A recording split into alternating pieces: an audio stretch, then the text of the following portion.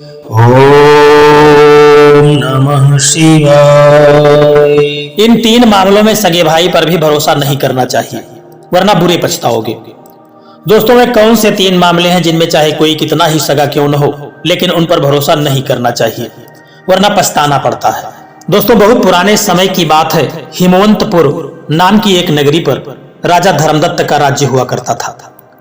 धर्मदत्त बहुत ही बुद्धिमान और प्रजापालक और बहुत ही प्रतापी राजा था। उसे धर्मशास्त्र और नीति शास्त्री का बहुत अच्छा ज्ञान था। एक दिन की बात है कि जब राजा अपने घोड़े पर सवार होकर के शिकार खेलने के लिए जंगल की ओर जा रहा था, तो रास्ते में वह एक दूसरे राज्य में जाकर के पहुंच गया। राजा धर्मदत्त जब उस राज्य से गुजर रहा था, तभी एक बगीचे में उसे एक बहुत ही सुंदर स्त्री बैठी हुई दिखाई दी। राजा की नजर जब उस स्त्री पर पड़ी तो वह राजा के मन को भा गई। राजा के मन में उस स्त्री से विवाह करने का विचार आया। राजा धर्मदत्त अपने घोड़े से उतर करके उस स्त्री के पास गया और उससे कहने लगा कि सुंदरी, तुम कौन हो और कहां पर रहती हो। राजा की बात सुनकर के वह स्त्री राजा से कहने लगी कि महाराज, पहले आप बताइए कि आप कौन हैं और मुझसे यह सब बातें क्यों पूछ रहे हो। राजा कहने लगे कि सुंदरी, मैं हिमवंतपुर का राजा धर्मदत्त हूं और मैं तुम्हारे रूप और सौंदर्य को देख करके तुम पर मोहित हो चुका हूं, इसीलिए मैं तुमसे विवाह करना चाहता हूं। क्या तुम मेरे विवाह के प्रस्ताव को स्वीकार करोगी। तब वह सुंदर स्त्री राजा धर्मदत्त से कहने लगी कि मैं तुमसे विवाह तो कर लूंगी, परंतु उससे पहले विवाह के लिए आपको मेरे पिताजी से आज्ञा लेनी होगी, क्योंकि मेरे माता पिता ने मुझे जन्म दिया है और उनकी आज्ञा के विरुद्ध जाकर के मैं कोई भी ऐसा कार्य नहीं करूंगी जिससे कि मुझे जीवन पछताना पड़े पूरे जीवन में। उसकी इस बात को सुनकर के राजा धर्मदत्त उससे सहमत हो गए। उस स्त्री के पिता उस राज्य के राजा थे। इसके बाद राजा धर्मदत्त उस स्त्री के पिता के पास जाते हैं और उनसे कहते हैं कि महाराज, मैं आपके पड़ोस के राज्य हिमवंतपुर से आया हूं और मैं वहां का राजा। मैंने जैसे ही आपके राज्य में प्रवेश किया और मेरी नजर आपकी अति सुंदर कन्या पर पड़ गई। आपकी पुत्री को देख करके मेरे मन में उसके प्रति प्रेम पैदा हो गया। अब मैं आपकी पुत्री से विवाह करना चाहता हूं। अगर आपकी आज्ञा हो तो मैं आपकी बेटी को अपने महल की रानी बनाना चाहता हूं। उसके बाद उस स्त्री के पिता यानी वह राजा बहुत ही सोच विचार करने लगा। काफी देर तक सोच विचार करने के बाद उस राजा ने अपनी बेटी की शादी राजा धर्मदत्त से करने की अनुमति दे दी और फिर राजा धर्मदत्त का विवाह वह अपनी सुंदर कन्या सुधा से करवा देता है। अब राजा अपनी बहुत ही सुंदर पत्नी सुधा को लेकर के अपने राज्य में आ गया। वह राजकुमारी से विवाह करने के बाद राजा बहुत ही खुश था, क्योंकि उसके जैसी सुंदर औरत उसके राज्य में कोई नहीं थी। राजा धर्मदत्त अपनी पत्नी की सुंदरता को देख करके अपने आप को बहुत ही भाग्यवान समझता था। राजा अपनी पत्नी पर बहुत ही मोहित हो चुका था। वह अपनी पत्नी में इतना आसक्त हो गया कि वह अपनी प्रजा के बारे में भी भूल चुका था। राजा अपनी पत्नी के मोह के कारण अब राजकाज के कार्यों पर भी ध्यान नहीं दे पा रहा था। एक दिन की बात है कि राजा के मन में विचार आया कि बहुत दिन बीत गए हैं, उसे जंगल में जाकर के शिकार खेलना चाहिए। और फिर उसने शिकार खेलने के लिए जंगल में जाने का निश्चय कर लिया। जंगल की तरफ जाने से पहले वह अपनी रानी सुधा के पास गया और कहने लगा कि रानी, आज मेरा मन जंगल में जाकर के शिकार खेलने का हो रहा है, इसलिए मुझसे वापस आने में थोड़ी देर हो जाएगी। आप बिल्कुल भी चिंता मत कीजिएगा। रानी सुधा कहने लगी कि महाराज, आप बेशक जंगल में जाइए, लेकिन मेरी आपसे एक प्रार्थना है कि आप शिकार के लिए अकेले मत जाइएगा, बल्कि अपने साथ एक अंगरक्षक को भी लेते जाइएगा। राजा ने कहा, ठीक है रानी, अगर तुम चाहती हो तो हम ऐसा ही करेंगे। इसके बाद राजा ने अपने साथ एक अंगरक्षक सैनिक को लिया और जंगल की तरफ शिकार खेलने के लिए निकल पड़े। जंगल में पहुंच करके राजा को एक हिरण दिखाई दिया और राजा ने उसका शिकार करने के लिए उस हिरण पर तीर चला दिया। राजा के तीर से वह हिरण घायल हो गया और उसका खून बहने लगा। हिरण के खून को देख करके राजा के मन में एक विचार आया कि मैं अपनी पत्नी सुधा से बहुत प्यार करता हूं, परंतु आज मैं सुधा की परीक्षा लूंगा और यह देखूंगा कि जितना प्रेम मैं अपनी पत्नी से करता हूं, क्या उतना ही प्रेम मेरी पत्नी सुधा भी मुझसे करती है। कुछ सोच विचार करने के बाद राजा धर्मदत्त ने अपने अंगरक्षक सैनिक को अपने पास बुलाया और सैनिक से कहा कि सैनिक, मैं रानी की परीक्षा लेना चाहता हूं और यह देखना चाहता हूं कि क्या वह भी मुझसे उतना ही प्रेम करती है जितना कि मैं। अब तुम्हें मेरा एक काम करना होगा। मैं तुम्हें इस हिरण के खून में भिगो करके अपने कपड़े देता हूं। तुम मेरे कपड़ों को लेकर के जाओ और रानी सुधा से कहना कि महारानी जी, जंगल में शिकार करते समय महाराज को एक शेर ने मार दिया है। हो सकता है यह सुनने के बाद रानी तुम्हारी बातों पर विश्वास न करे। अगर रानी इस बात पर विश्वास नहीं करेगी तो तुम उन्हें मेरे खून से सने हुए कपड़े दिखा देना। राजा के वचन सुनकर के वह सैनिक कहने लगा कि महाराज, मुझ में इतना साहस नहीं है कि मैं जाकर के रानी साहिबा से इतना बड़ा झूठ बोल सकूं। सैनिक की बात सुनकर के राजा उससे कहने लगा कि तुम पहले यह बताओ कि तुम राजा की बात मानोगी या रानी की, क्योंकि मैं तुम्हारा अन्नदाता हूं, मेरी वजह से ही तुम्हारे परिवार का पालन पोषण होता है। राजा की बात सुनकर के वह सैनिक बड़ी दुविधा में पड़ गया और फिर वह राजा की बात मान करके राजा के द्वारा दिए हुए कपड़ों को अपने कपड़ों में छिपा करके रोता हुआ राजमहल की तरफ चला गया। सैनिक राजमहल में जाकर रोते हुए रानी सुधा से कहता है कि महारानी जी, अभी अभी कुछ क्षण पहले ही मैं महाराज के यहाँ शिकार खेलने के लिए साथ गया हुआ था। हम लोग जैसे ही जंगल में पहुंचे तो जंगल में एक शेर ने महाराज पर झपट्टा मार दिया और हम लोगों पर आक्रमण कर दिया, जिस कारण महाराज की मृत्यु हो गई। महारानी जी, इसके बाद वो शेर महाराज को मार करके खा गया। उस सैनिक की इस बात को सुनकर के रानी सुधा को बिल्कुल भी विश्वास नहीं हुआ। रानी क्रोध में आकर के उस सैनिक से कहने लगी, अरे मूर्ख सैनिक, तुम्हें शर्म नहीं आती? अपनी रानी के सामने अपने महाराज की मृत्यु का इतना बड़ा झूठ बोल रहे हो। अगर मेरे पति यानी इस राज्य के राजा एक शेर की चपेट में आकर के मर गए हैं तो तुम कैसे बच गए? रानी की बात को सुनकर के वह सैनिक डर के मारे कांपने लगा और वह रानी से कहने लगा कि महारानी जी, जिस समय महाराज पर उस शेर ने आक्रमण किया था उस समय मैं एक पेड़ पर चढ़ गया और अपने प्राण बचा लिए। किसी तरह से अपने प्राण बचा करके मैं महल तक पहुंचा हूं। यह सब बातें सुनने के बाद भी रानी ने सैनिक की बातें मानने से इनकार कर दिया। इसके बाद वह सैनिक राजा के खून से सने हुए कपड़े रानी सुधा को दिखाते हुए कहने लगा कि महारानी जी, अगर आप मेरी बात पर विश्वास नहीं कर रही हो तो आप स्वयं ही महाराज के खून से सने हुए इन कपड़ों को देख लीजिए। इन्हें देख करके आपको मेरी बात पर पूरी तरह से विश्वास हो जाएगा कि मैं सत्य बोल रहा हूं या झूठ। महारानी सुधा ने जैसे ही महाराज के खून से सने हुए कपड़े देखे तो उसे विश्वास हो गया कि महाराज की मृत्यु हो चुकी है। रानी को महाराज की मृत्यु का ऐसा सदमा लगा कि उसने उसी समय अपनी उंगली में पहनी हुई हीरे की अंगूठी को चाट लिया। दोस्तों, हीरे के विष के प्रभाव से रानी उसी समय गहरी मूर्छा में चली गई। कुछ देर के बाद जब राजा अपने महल में वापस आया तो उसे अपनी प्रिय रानी बेहोश अवस्था में मिली। रानी की ऐसी हालत देख करके राजा रोने लगा कि मेरी पत्नी कितनी अच्छी थी, वह मुझसे इतना प्रेम करती थी, काश मैं अपनी मृत्यु की झूठी खबर से ना देता तो आज रानी की ऐसी हालत न होती। मेरे एक झूठ के कारण मेरी पत्नी ने अपनी जान दे दी। धन्य है ऐसी पतिव्रता स्त्री जिसने मेरे छोटे से झूठ के लिए अपने प्राणों की आहुति दे दी। इसके बाद राजा ने तुरंत राजवैद्य को बुलाया। कई प्रकार की औषधियां देकर रानी का इलाज शुरू किया गया, परंतु किसी भी प्रकार की औषधि का रानी के ऊपर कोई असर नहीं हो रहा था। उसकी बेहोशी और गहरी होती जा रही थी। राजा ने जब देखा कि राजवैद्य इलाज का रानी पर कोई असर नहीं हो रहा है तो उसने तुरंत अपने राज्य में यह घोषणा करवा दी कि जो भी महारानी का इलाज करके उसे ठीक करेगा, राजा उसे अपना आधा राज्य दे देंगे। राजा की इस घोषणा को सुनकर के कई वैद्य रानी का इलाज करने के लिए आए, परंतु उसे स्वस्थ नहीं कर पाए। इस तरह से धीरे धीरे कई दिन बीत गए। आखिरकार सभी वैद्य हार मान चुके थे। अब तो राजा धर्मदत्त बहुत ही दुखी था। तभी वहां पर एक साधु आया। साधु ने अपना कमंडल जोर से जमीन पर पटका तो कमंडल फूट गया। साधु ने पूछा कि राजा तुम इतने दुखी क्यों हो? उस राजा ने कहा कि साधु महाराज, मैं अपनी पत्नी की परीक्षा लेना चाहता था कि वह मुझसे कितना प्रेम करती है और मेरे एक झूठ के कारण मेरी पत्नी की यह हालत हो गई है। साधु कहने लगा कि राजन, तुम्हारी पत्नी की मृत्यु हो चुकी है, उसका दुख मनाने से अब कोई फायदा नहीं है। साधु अपने टूटे हुए कमंडल की ओर इशारा करके कहने लगा कि देखो राजा, जिस प्रकार यह मेरा टूटा हुआ कमंडल पहले जैसा नहीं बन सकता, उसी प्रकार अब तुम्हारी रानी भी जिंदा नहीं हो सकती। तब राजा साधु के चरणों में गिर गया और कहने लगा कि साधु महाराज, अब आप ही कुछ कीजिए, यदि आप चाहें तो मेरी रानी अवश्य ही जीवित हो सकती है। तभी उस साधु ने कहा कि राजन, तुम्हारी बात ठीक है, यदि मैं चाहूं तो तुम्हारी रानी को इसी समय जिंदा कर सकता हूं, क्योंकि मुझे मृत संजीवनी विद्या का ज्ञान है और मैं चाहूं तो ऐसा कर सकता हूं, परंतु इसके लिए मेरी एक शर्त है। राजा ने साधु की बात सुनी तो राजा के मुंह से जैसे उसे यह लगा कि यह साधु अवश्य ही ऐसा कर सकता है। राजा ने जैसे ही साधु के मुंह से सुना तो वह गिड़गिड़ाते हुए कहने लगा कि महाराज, अब आप ही मेरे दाता हो और आप ही मेरे विधाता हो।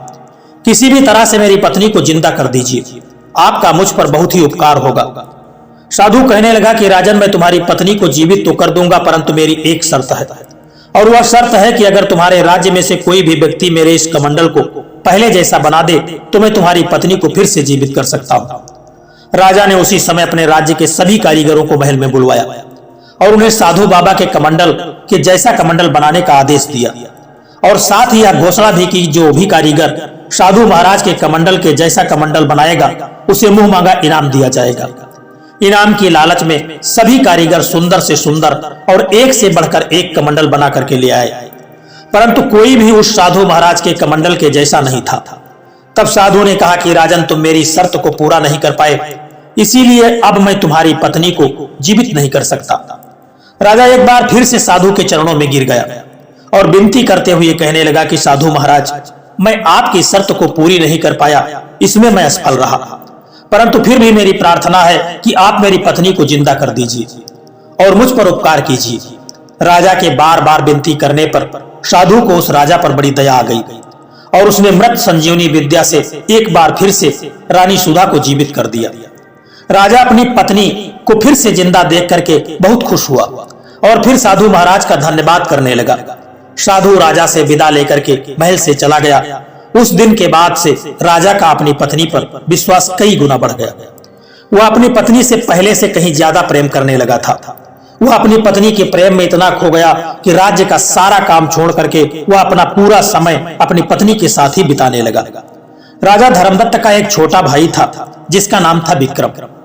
राजा के इस व्यवहार को देख करके राजा का छोटा भाई विक्रम बड़ा परेशान रहने लगा।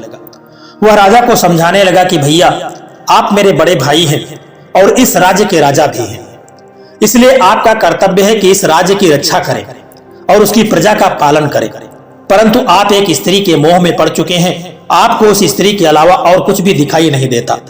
राज्य में कैसा काम चल रहा है, आपकी प्रजा दुखी है या सुखी, यह आपको ज्ञान नहीं है। विक्रम इस तरह की बातें अपने भाई को बार बार समझाता, परंतु वह राजा अपनी पत्नी के मोह में इतना खो चुका था कि उसे कुछ भी समझ में नहीं आता था। दोस्तों, एक दिन की बात है कि जब राजा धर्मदत्त का छोटा भाई विक्रम अपने अस्तबल में जाता है तो वहां पर कुछ घोड़े उसे बहुत ही कमजोर दिखाई पड़े। विक्रम उस सैनिक से मिला जो उन घोड़ों की देखभाल करता था और उसने उससे पूछा, सैनिक, क्या तुम इन घोड़ों को ठीक से भोजन नहीं खिलाते हो? मैं देख रहा हूं कि यह घोड़े दिन प्रतिदिन बहुत ही कमजोर होते चले जा रहे हैं। मैं पिछले कई दिनों से इस बात को देख रहा हूं, आखिर इसका क्या कारण है?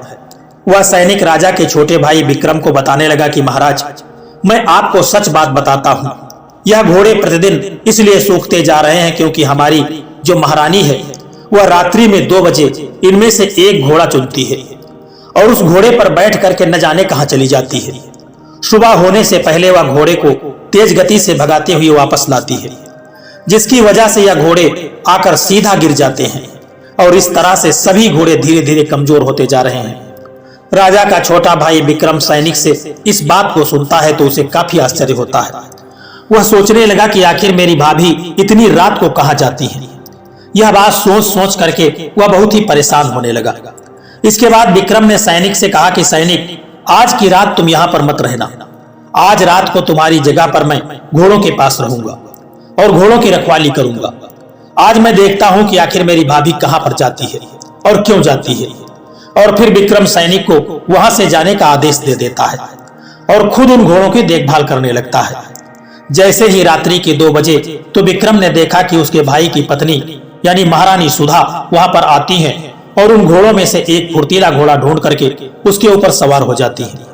जैसे ही रानी अस्तबल से बाहर जाने लगी, विक्रम उसके घोड़े के सामने आकर के खड़ा हो गया और अपनी भाभी को बाहर जाने से रोक लिया। यह देख करके रानी विक्रम से कहने लगी, देवर जी, आप मेरे रास्ते के बीच में क्यों आ गए? भाभी की बात सुनकर के विक्रम ने उसकी बात का कोई जवाब नहीं दिया, बल्कि उससे ही सवाल पूछने लगा कि पहले आप मुझे बताइए कि आप इतनी रात को किससे मिलने के लिए जा रही हो।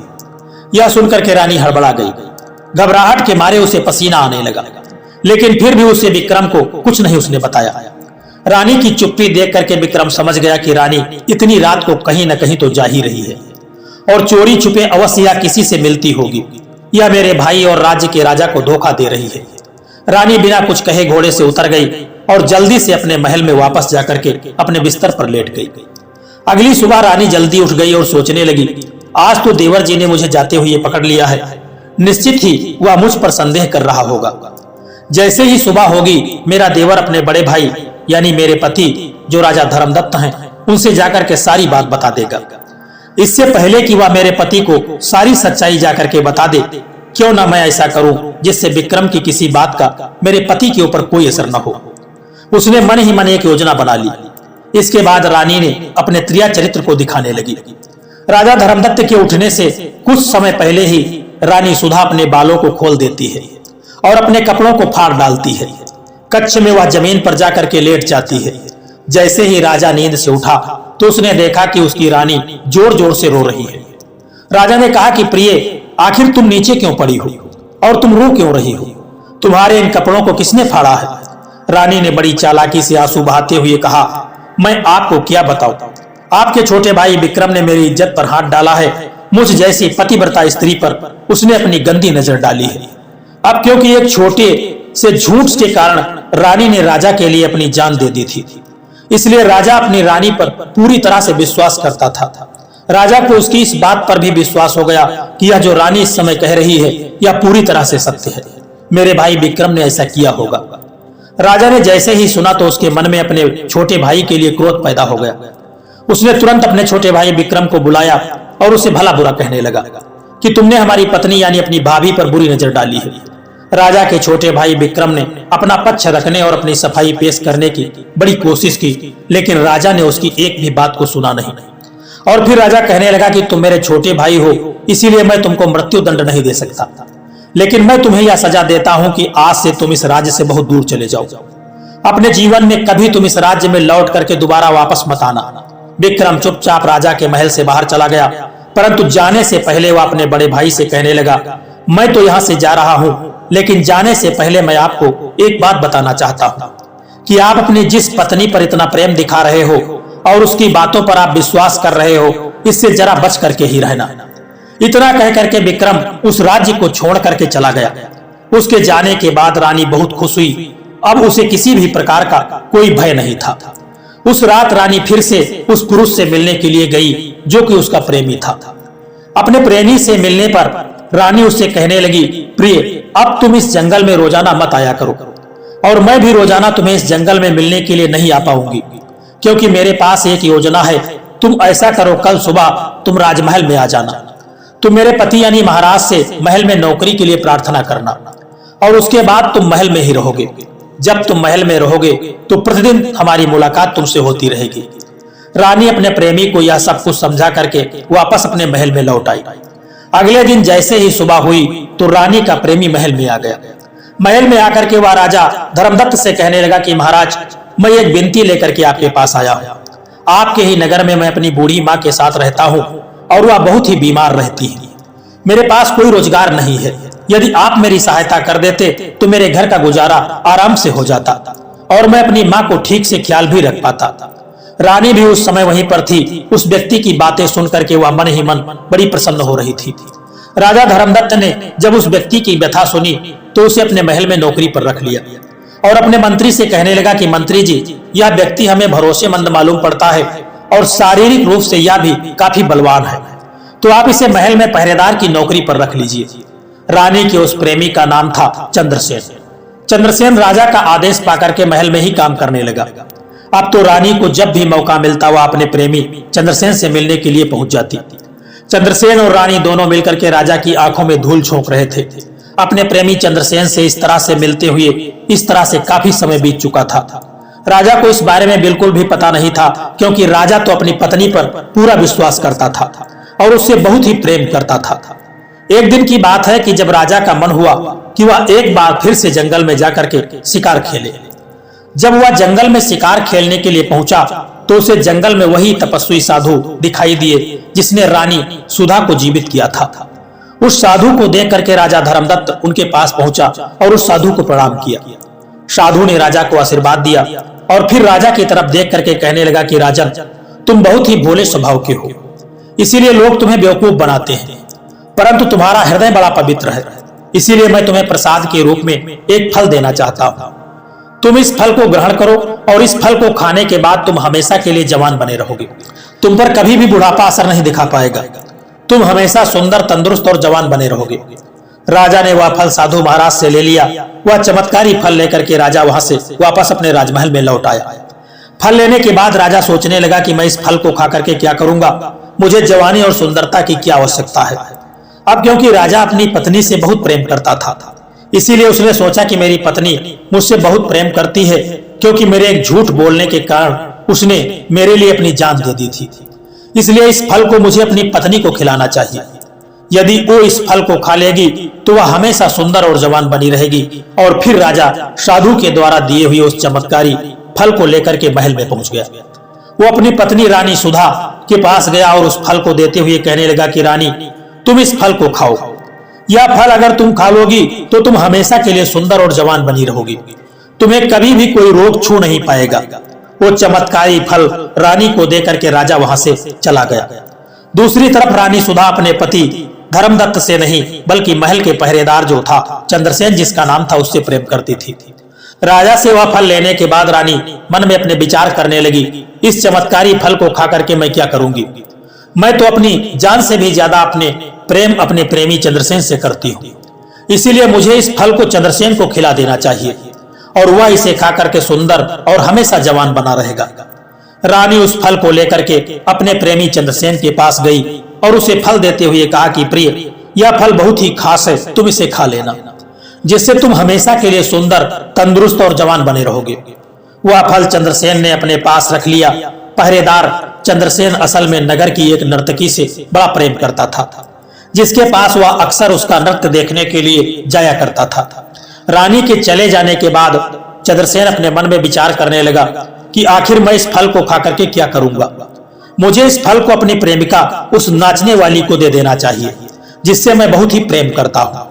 और उसके बाद चंद्रसेन उस फल को ले जाकर के उस नगर की जो नर्तकी थी उसके पास पहुंच गया। वह एक बहुत ही सुंदर नर्तकी थी। चंद्रसेन ने उस नर्तकी को वह फल दिया और कहने लगा कि प्रिय, यह फल बहुत ही खास है और मैं तुम्हारे लिए इसे लेकर के आया हूँ। तुम इस फल को खा लेना, क्योंकि यह फल बहुत ही चमत्कारी है और इस फल को खाने के बाद तुम हमेशा स्वस्थ और जवान सुंदर बनी रहोगी। इसके बाद वह फल चंद्रसेन ने अपनी प्रेमिका उस नर्तकी को दे दिया और फिर वहां से वापस वह आकर के अपने महल में लौट आया और वहीं राज दरबार में पहुंच गया। उसके जाने के बाद चमत्कारी फल को देख करके वह नर्तकी अपने मन में सोचने लगी, विचार करने लगी, मैं भला इस फल को खा करके क्या करूंगी। मेरा जीवन तो पहले ही अपनी सुंदरता के कारण एक नर्क के समान बना हुआ है। यदि मैं इसे खा लूंगी तो मुझे इस नर्क से कभी भी मुक्ति नहीं मिलेगी। उसने विचार किया कि इस फल की सबसे ज्यादा जरूरत हमारे महाराज को है, इसीलिए यह फल मुझे राजा को देना चाहिए, क्योंकि राजा इस राज्य के पालक हैं, वह सबका ध्यान रखते हैं। ऐसे न्यायप्रिय और प्रजा पालक राजा हमेशा जवान, तंदुरुस्त और स्वस्थ बने रहे, इसी में प्रजा की भी भलाई है। यदि वह हमेशा जवान रहेंगे तो प्रजा को सभी तरह की सुख सुविधाएं देते रहेंगे। इसलिए इस चमत्कारी फल के सही से हकदार तो वह राजा ही है। इस तरह से उस नर्तकी को इस बात का पता नहीं था कि यह फल एक साधु महाराज ने उस राजा को ही दिया था। राजा ने अपनी पत्नी को और उसकी पत्नी ने अपने प्रेमी पहरेदार को दिया और उस पहरेदार ने यह फल अपनी प्रेमिका यानी उस नर्तकी को दिया। अब उस नर्तकी ने यह निश्चय किया कि यह फल को अपने राजा को देगी। नर्तकी उस चमत्कारी फल को लेकर के राजमहल में जाकर के पहुंच गई और राजा धर्मदत्त के पास जाकर के कहने लगी कि महाराज, मैं आपके दरबार में एक बहुत ही अद्भुत और चमत्कारी चीज लेकर के आया हूँ। राजा ने पूछा, अच्छा ऐसी कौन सी चीज है भला। नर्तकी ने जवाब दिया कि महाराज, मैं एक ऐसा फल लेकर के आपके लिए आई हूँ जो बहुत ही चमत्कारी है। इस फल को खाने के बाद मनुष्य कभी बूढ़ा नहीं होता है और न ही कभी किसी रोग से ग्रसित होता है। उसकी बातें सुनकर के राजा विचार में पड़ गया और सोचने लगा कि ऐसा ही एक फल तो उन्हें साधु महाराज ने दिया था। नर्तकी ने जब वह फल राजा को दिया तो फल को देखते ही राजा आश्चर्य में पड़ गया। फल को देख करके राजा धर्मदत्त समझ गया कि यह तो वही फल है जो साधु महाराज ने मुझे दिया था और मैंने अपनी रानी सुधा को दिया था। राजा ने नर्तकी से पूछा कि आखिर तुम्हें यह फल किसने दिया। यह सुनकर के नर्तकी डर के मारे थर-थर कांपने लगी और कहने लगी कि महाराज, मुझे यह फल मेरे प्रेमी पहरेदार चंद्रसेन ने दिया है, जो आपके महल में पहरेदारी का काम करते हैं। इसके बाद राजा ने तुरंत पहरेदार को दरबार में बुलाया और क्रोधित होकर के पूछा कि यह फल तुम्हें कहां से मिला है। पहरेदार महाराज के गुस्से को देख करके डर चुका था और कहने लगा कि महाराज, मैं क्षमा चाहता हूं, लेकिन अगर मैं सत्य बता दूंगा तो आप मुझ पर क्रोधित होंगे। राजा ने कहा, मूर्ख पहरेदार, क्रोधित तो हम अब भी हैं। अगर तुमने मुझे सच्चाई नहीं बताई तो इसी समय तलवार से तेरा सिर धड़ से अलग कर दूंगा। पहरेदार ने कहा कि महाराज, मुझे यह फल रानी, आपकी जो रानी है, रानी सुधा ने दिया था। पहरेदार का जवाब सुनकर के राजा हक्का बक्का हो गया और बहुत परेशान हो गया। राजा यह सोच करके चिंतित होने लगा कि मैं अपनी पत्नी से बहुत ही प्रेम करता हूँ और उस पर बहुत ही विश्वास करता हूँ। कुछ सोच विचार करने के बाद राजा ने अपनी पत्नी को बुलाया और कहा कि प्रिय, मैंने तुम्हें यह फल दिया था, परंतु यह फल इस पहरेदार के पास कैसे आया? राजा की बात सुनकर के रानी भी घबरा गई और राजा के पैरों में गिर पड़ी। रानी सुधा राजा से कहने लगी कि महाराज, यह सत्य है कि मैं इस पहरेदार से प्रेम करती हूँ और आपके छोटे भाई जो विक्रम थे, उसने आपसे जो कुछ भी कहा था वह पूरी तरह से सत्य था। रात्रि के 2 बजे मैं इसी पहरेदार से मिलने के लिए घोड़े पर सवार होकर के जाया करती थी। जब उसने मुझे रोका तो मैंने झूठ मूठ का नाटक करके विक्रम को इस महल से बाहर निकलवा दिया। यह पहरेदार भी मेरे कहने पर ही इस महल में नौकरी करने के लिए आया है। यह सारी बातें सुनने के बाद राजा धर्मदत्त के मन में बड़ा पश्चाताप पैदा होने लगा। राजा ने उसी समय सैनिकों को बुला करके अपने छोटे भाई विक्रम को ढूंढने का आदेश दिया। साथ ही साथ राजा ने अपने पत्नी सुधा और उसके प्रेमी को काल कोठरी में डलवा दिया। कुछ समय के बाद जब सैनिकों ने उसके भाई विक्रम को ढूंढ लिया तो वह उसे राजा धर्मदत्त के पास लेकर के गए। राजा ने अपने छोटे भाई को देखते ही उसे गले से लगा लिया और कहने लगा कि मेरे भाई, मुझसे बहुत भारी भूल हो गई, अब मैं इसका पश्चाताप कैसे करूंगा? मेरे भाई, आज से इस राज्य के राजा तुम हो और तुम ही इस राज्य की बागडोर को संभालोगे, क्योंकि मेरी पत्नी ने मुझे बड़ा धोखा दिया है। उसकी वजह से अब मेरे मन में वैराग्य उत्पन्न हो गया है। मुझे इस राजमहल और सुख सुविधाओं में कोई किसी भी प्रकार की कोई रुचि नहीं है। इसके बाद उस राजा ने अपने महल को त्याग दिया और वह हमेशा अपने भाई को सारा राजपाट सौंप करके भगवान की भक्ति करने के लिए जंगल में चला गया। दोस्तों, नीति शास्त्र और लोक कथाओं में कई बार इस बात का उल्लेख किया गया है कि कुछ मामलों में बहुत सावधानी बरतनी चाहिए, चाहे वह अपने सगे भाई ही क्यों न हो। यह 3 मामले इस प्रकार हैं। पहला, धन संपत्ति के बंटवारे में। धन और संपत्ति से जुड़ा मामला अक्सर परिवारों में विवाद का कारण बनता है।